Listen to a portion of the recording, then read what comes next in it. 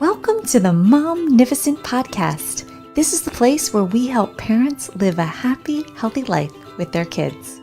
We're going to show you how to connect with your child and help them even in their most difficult moments as we hear from experts in the field.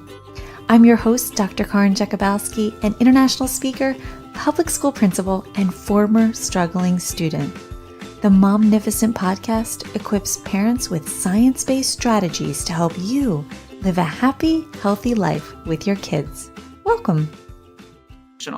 Well, yeah, and maybe just educating them, on what they're going through emotionally and how that's actually normal. And they don't necessarily have to identify with somebody who's going through the same thing in an extreme magnified way, because what they're dealing with is actually pretty normal and standard for someone their age. Wow. Welcome to Momnificent. Thank you. Thank you for having me. And for those of you listening, I'm so excited to have Nicole here tonight because a lot of you have been reaching out to me about social media, your concerns about it when it comes to your teens. How much should you let them on it? What age? How do you protect them? How do you let them grow with it? Because all of their friends are on it. I mean, truthfully, let's be real about that. So Nicole, this is so exciting, those of you who are listening, because Nicole is a well-respected psychotherapist with 20 years of experience specializing in child and adolescent mental health, so near and dear to my heart. She's a leading expert and a sought-after speaker on topics such as what we're talking about tonight, technology's effect on our children and adolescent mental health. She has a deep passion for children and has dedicated her life's work to helping them develop properly and thrive as young adults. So again, Nicole, thank you so much for joining me this evening. Thank you. I'm happy to be here. And before we get started, can you tell us what's one thing you've done recently that maybe you haven't done for a while that just brings you joy? This is going to sound funny, but pulling weeds brings me joy. You're kidding. Can you come over to my house? I would love to. And I rarely Tell me more. Help me understand this, please. Okay. So I rarely ever have time for it, right? And I live in Michigan, Southeast Michigan. And so we live for the summers here. But we have been having a very rainy summer, which prevents me from being in my garden because it's muddy and wet. And so I've been staring at I have this beautiful Vinca vine ground cover, and this weed has taken over the whole thing. It's like a weed ground cover. And I've been staring at it for weeks. And finally last night I went out there and I just started ripping it up. It was great. And it felt so good. It feels so good. It's like, I don't know. It's like cleansing for me. I love getting my hands in the dirt. Just, it feels good to be just connected to the earth in that way. Yeah. So it finally stopped raining because we're in Delaware. I feel like it rained the whole summer. Yeah. Well, today we had a sunny day, so I'll take it. Yes, our day was beautiful too. Oh my gosh, I love that. Pulling weed. That's cute. That is really cute. All right, so Nicole, we're going to jump right in because I'm going to throw out for the audience to hear a question a parent actually contacted me with that I ended up turning some of the information into a TikTok video recently. And we can't wait. I invited her. She's probably watching this live. I'm so excited. So here's what it is. And parents listening, you might be thinking this as well. So we're excited to hear what Nicole has to share with us. So this parent was like, I'm getting so worried about social media as my kids grow older. I have no idea how to navigate it. A mom of ages 9, 12, and 14. I find myself at a loss when it comes to navigating this digital landscape. My oldest, who's about to graduate 8th grade, is starting to express a desire to get social media, and she keeps talking about how all of her friends have it. However, I can't help but worry about the unrealistic standards it sets, how they could affect her development and self-identity. And this parent says, I've done a lot of digging and I've decided to let her use this app called Daily. I don't even know if I'm saying it right. Daily. It's a social media that doesn't allow filters or edits, so you can post real time, and its mission is to bring that casualness, realness of posting back to social media. And I've told my friends about it, and they're all on board as well. And it could it be worth checking it out? Am I crazy for not wanting her to get Instagram and TikTok? I mean, I want her to grow up like an average kid, not miss out on things her friends are doing. And I just wish social media wasn't so toxic, especially for girls. So Nicole, help us with what your thoughts are on that. Yeah, absolutely. Well, first of all, kudos to that mom for doing some research and finding something that actually works. I think that's wonderful. And absolutely, it's toxic. I wish it wasn't because, of course, all the teenagers, especially the girls, are saying that that's their only way to sort of connect to their friends. But yeah, the comparisons, I think, are the hardest part about this. We were all middle school girls once, all of us women. We know what it's like to be insecure, to not like the way we look. And there actually is some developmental psychology rooted in that. When children become 12 all the way through 18, they begin to develop, or they should be developing, their sense of identity. So who they are, their likes and dislikes, their traits, their characteristics, these all should get solidified.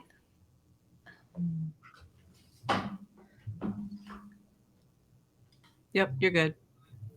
Oh, Did I lose you? Yeah, you're good. oh, okay. Did you think I froze? Maybe I froze.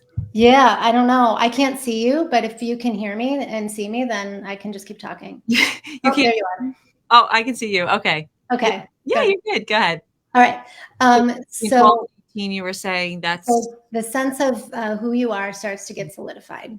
And so social media is a particularly difficult thing in this age, because when you start to solidify who you are, of course, you're going to start comparing yourself to other people to make sure that you are okay with who you are. That's just kind of human nature. That's what kids start doing. And so social media is a really, perfect place to start looking at other people and how, maybe better looking they are, or their lives look better, or they're having more fun, or they have more friends. And so it really prevents kids in this age group from going through that developmental process naturally. It's going to come with discomfort. It's going to come with a lot of questions about who you are. It's going to come with even some depression and anxiety. A little bit of that is normal in this stage of life. So I always advocate for, actually, and I know it sounds extreme, no social media at all during this time, because they really need to be allowed to go through those developmental processes in a natural way, without that toxicity hindering them, because it makes the normal sort of discomfort, depression, anxiety, like, more magnified. Wow, that's a really good point. I appreciate you saying that. And then with the rise in filters, do you hear more kids comparing themselves to other people online? Absolutely. Yeah. I mean, it's, everyone knows about filters, but when you see somebody's picture, and you're not going to, like, your brain isn't going to go and think, well, that's a filter. Your brain is going to think, oh, they look better than me. And so absolutely, that's damaging to the brain, especially a developing brain, because it's not going to be so easy for them to rationalize that that's a filter, even though they know people use filters and they probably use them themselves. But that, again, that identity development phase is a time where they really need a lot of support, and comparing themselves to some unrealistic expectation is not what they need in that time. And the other thing I notice, teen girls are starting to develop this trend where they're following influencers who have mental health issues, and even extreme mental health issues. And then the girls are over-identifying with these influencers, and then they're self-diagnosing. Wow. And that is even, That's yeah, crazy. yeah. Oh man. Well, that's one of the points that I made in my TikTok video, was asking parents, like, help your kid identify positive influencers to follow, Mm-hmm. and kind of teaching them what is good, what isn't so great, maybe hopefully recognizing and identifying those things, because then you're empowering them, not just, oh, we're not going to do this because it's not, good, bad, or whatever, but kind of a flip side of, like, assessing it, like, okay, what about this is healthy for us or not, kind of functional versus dysfunctional. Well, yeah, and maybe just educating them, on what they're going through emotionally, and how that's actually normal. And they don't necessarily have to identify with somebody who's going through the same thing in an extreme magnified way, because what they're dealing with is actually pretty normal and standard for someone their age. Wow. Wow, Yeah. that's crazy powerful. So another mom asked, I always wonder what it's like being a kid in this generation, because when we were younger, we didn't have this stuff. Yeah. And how are other moms handling social media and digital distortion? Is there anything you want to touch on there? Well, I would say that really there aren't many or any moms handling this at all. I think it came on the scene when all of us were trying to figure out just how to parent, and it shows up, and we're all just kind of clamoring to figure it out. So mostly what I hear from moms is that they don't know what to do and they don't know how to handle it. They're really, I think, following the kids' lead, because obviously they know what's going on. They have the information. They know what social media they want to be on. And so a lot of parents, I'm noticing, are just kind of going with what their kids are saying. Mhm. I have a 14-year-old who told me that he would never get a girlfriend unless he was on Snapchat. And, I explained some things to him. And about a month later, there was a girlfriend, and then there was another girlfriend. And so, this is common. Kids are telling their parents, Yeah. we're not going to have friends. We're not going to be connected to anybody if we can't be on social media. And so I think, most people can't even handle themselves being on social media. Mhm. So I think when it comes to what to do about this, I think parents need to know that it's just dangerous, period. Yeah. It should have a warning label on it like cigarettes did when we were kids. Right? Exactly. Yes, because now you're creating a false sense of what's real. Yeah, And then what are they going to do when they're actually in an actual physical relationship? How will they even have the skills to navigate it if all they're used to is the virtual and the texting and the messaging, and that's how, I mean, they sit in the same room and just text each other, right? Like, yes, absolutely. don't even talk. Yes, And then another mom I know, she kind of like watches and somehow watches and sees and checks in on the messaging that her son is doing. And I'm thinking to myself, who has time to do that? Like, I have such yeah, respect for that, but how do you do that when you're a full-time mom, you've got kids, you're trying to get dinner on the table? I mean, we're pulling it all together, as messy as it all is. Like, and now a parent's like, oh, now you want me to actually take time to like read them? I don't even stop and read all the emails I'm supposed to be reading for my own self, right? And then they can just feel probably really overwhelming.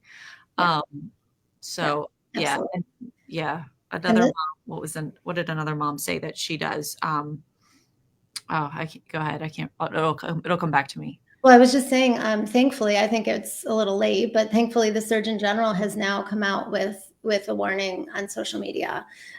So that's something that parents really need to know, that Yeah. it is like, I call big tech big tobacco, the old big tobacco. They're hooking kids early, and to get lifetime users. They even call us users when you think about it. Right? Oh, Right. how about that when you think of it that way? Oh, that's what that mom was doing.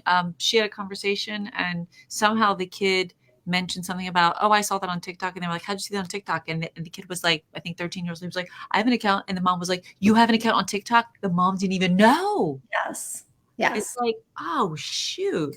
Yes. Okay, so let's move on because there's some other really good stuff here. And I Mhm. know if we run out of time, you and I are going to come back live and possibly go live on the Instagram, which I'm really excited about. What Yes. age is it recommended you wait for your child to use social media? Well, I'm going to say that it's never okay for kids to use social media. I know that that's an extreme way to talk about it, but I think anyone under 18 really should not be on it at all. Ooh, and I'm hearing 13, and I'm like, oh, that's No, too young. way I too like young. 18, but it's so hard. And somehow I don't know how we can help support parents because that's what's so hard because the parents get the pushback from your kid. Like Yes, that is a really tough place to be. And I guess you just have to like find people you can surround yourself with to encourage you, like you are doing the right thing because everything is screaming the opposite. It is absolutely. so hard. So Yeah. hard. Well, Yeah, I don't know. Well, and you're saying the 12 to 18 and the 18 number because of the brain development, right? that's Yeah. right. So that's like very important, not just, oh, 13. Yeah. But I more. think I suggest two things to parents who are struggling with like not allowing their kids to be on it. One of the things is what that mom that you first were talking about did, which is get a group together and figure out a healthy way to use it. I think that's great. The other thing that parents of this generation need to know is that it's okay to make your kids uncomfortable. So it's okay to say no. It's okay to have them, be upset that they might miss out, because it's an opportunity for them to build their tolerance for being different. It's okay to make a choice that's healthy for you, even if it's different from everyone else. And it's okay to go through the discomfort of having to make that choice. So good. So good. All right. We're going to remind that and play that over and over. We just said that was so, so powerful. And I think really helpful for moms to hear this Mhm. because it can feel like you're the only mom who's not letting your kid, right? You can just That's feel right. like that. And what do you do with that That's feeling? right. And the mom, it's totally okay for moms to just be uncomfortable with that too. Like you're going to be uncomfortable with their discomfort and everyone's going to be uncomfortable. And you know what? That's just okay. It's actually necessary. You're doing the right thing. That's You're right. doing the right thing. All right. My next question, I think I'm going to hold off to our next conversation on Instagram. All right. So, this one, could you explain what the I generation refers to and how it differs from previous generations, especially with what we're talking about? Yeah. The I generation encompasses basically two generations, Generation Z Okay. and the newer generation, which I think began in 2013, maybe 2012. They're now called the Alpha generation. Um, you cut out. So, Oh, I was sorry. Go ahead. You're good. I can hear you. Can you okay. hear me? Yep, I can hear Yeah. you. Go ahead. So I kind of couple those two generations together because there's a uniqueness about them. And of course, the uniqueness lies in that they grew up with technology. Now, the millennials grew up with some technology, but they didn't grow up with an iPad in their lap at 2 years old, whereas the I generation did. And at every stage of development, starting from birth all the way through actually 25, there are phases of development that build on top of each other. So you have, one phase, if that doesn't go well, then the next phase is that much harder. Mm. Sometimes the next phase or the phase after that don't even happen because people get stuck in the phase that didn't go well.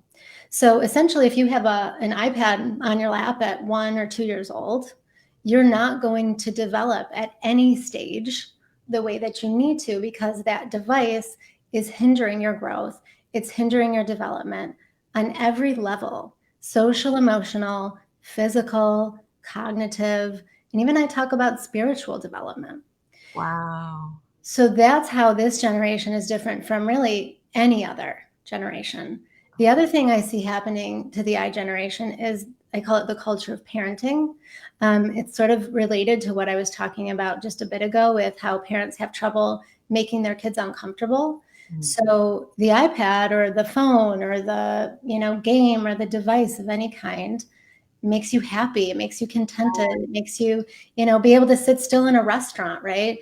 And so I don't really know, chicken egg thing, I don't know what came first, but the parenting is sort of now like morphed into we have to make our kids comfortable and happy all the time.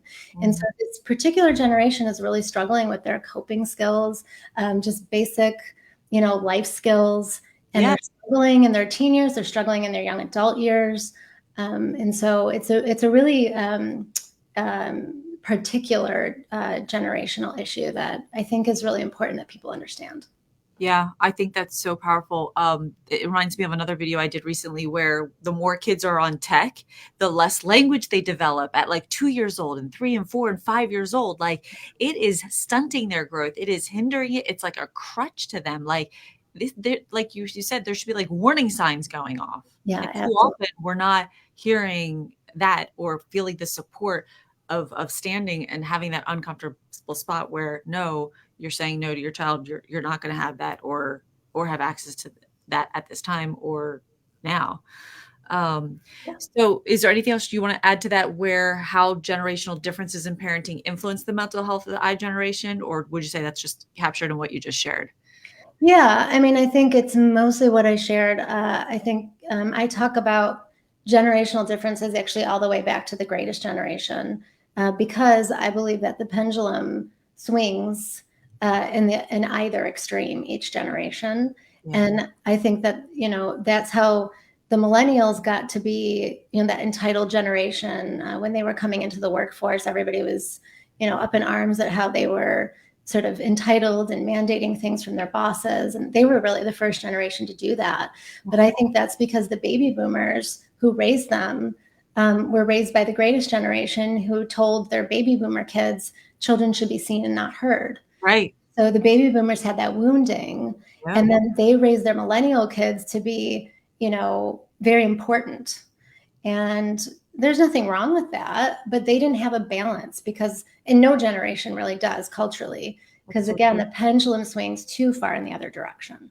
Yeah. And that's where we find people, I'll say in my generation, we are having difficulty with the simple thing. If you take self-care, it's hard to take care of ourselves because we were taught like you don't tap into your emotions, don't tap into your feelings. You just do what you're supposed to do because you show up and you get it done. Like that's how it's like this ingrained in us from the generation before us. And now we're teaching kids, like we teach kids these mindfulness lessons. What do you feel? What do you notice? What do you and we're helping them kind of tap into those senses where it takes something for even me to do that with them. Yeah, absolutely. And I think that's so great. And I think what our kids today need, because now they're getting that emotional support that like none of us ever did, because I'm Gen X and we didn't get that, that's for sure. Oh, I think let's give them that, but then let's also give them a little bit of that greatest generation, like grit and resiliency. And, it's okay to work hard and be uncomfortable. I think they need both there's so because much. Yeah, go ahead. that's what's missing in It's any generation, really, that's alive today. Nobody had a balance. No, and I did a book study on the book Grit. I think is that Angela Mhm. Duckworth possibly, and we didn't even get through that far with our PTA, but it was crazy. Like one of the top factors of adults being successful is just the hours and the time and the energy of not quitting and putting into it. Not Yeah. because you just grow up and you just have the smarts and you're the smarts and that's where you just take off from there. No, there's so much to be said for that. Showing up every day, hard work, pressing forward. Yeah, that was such a good reminder because you don't see or hear too much of that these days, I feel. Yeah. Agreed. Yeah.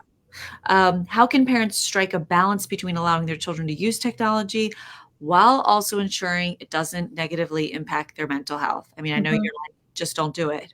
And Well, not necessarily. I mean, I'm just don't do social media. I think, of course, there's a time and a place for other technology. I know a lot of the schools are requiring technology, which is a different conversation.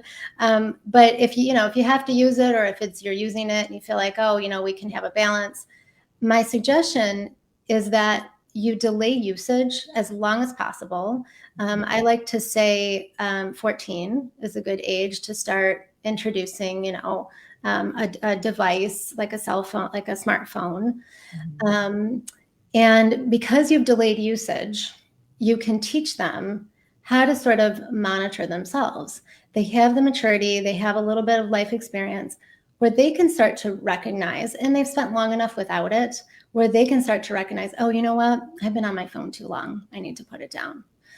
Any younger, it's really hard. It's a fight. Yeah. It just is. It's because it's an addictive device. Even as an adult, I find myself Yes. scrolling through Facebook book and I will literally tell myself like, stop now, stop So, now, stop now. Like I'm just like in it. And it's like there's no coming back. Who knows how long the time goes by. Like, but I have to like actually like mentally like check myself. And as an adult, right? And then you think of a 14-year-old with that ability, less of an ability to have that control and that ability to stop themselves. Yeah. yeah. Very, Absolutely. very good. And I only say 14 because that's what's realistic in today's day and age. But it's still not ideal. Yeah. It's just old enough. It's a couple years into that identity development, which is good. They have more of a grounding in themselves.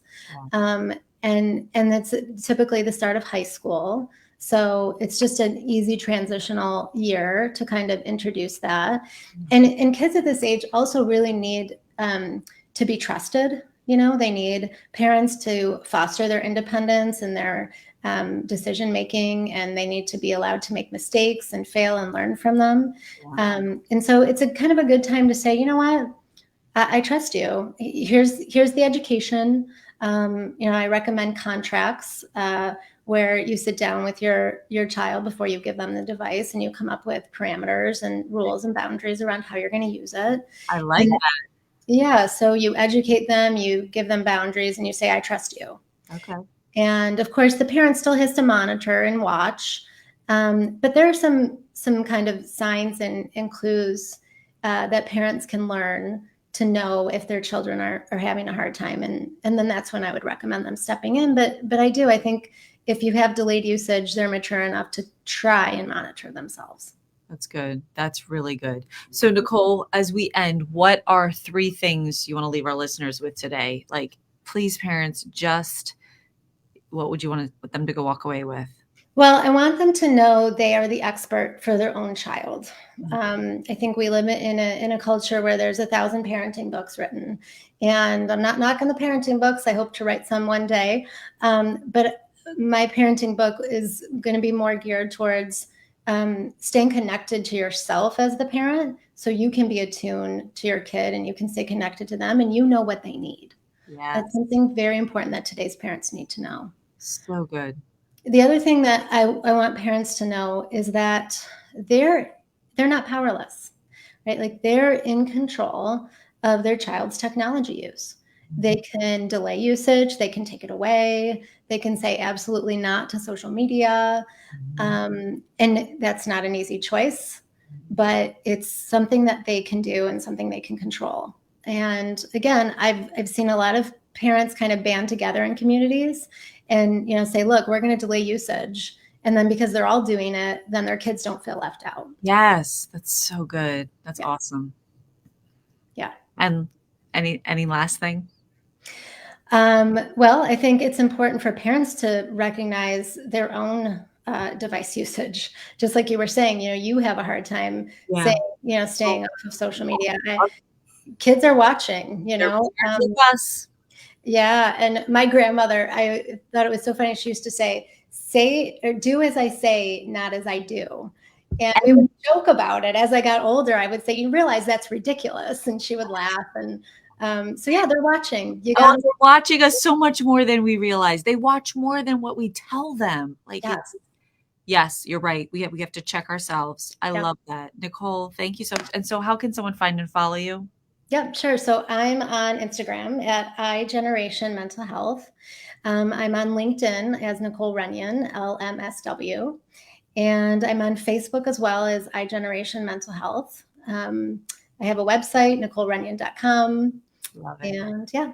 Thank you so much. And I look forward to, we are going to go live, and stay tuned, all of those following, because we'll give you a post of when that's going to happen. Thank you.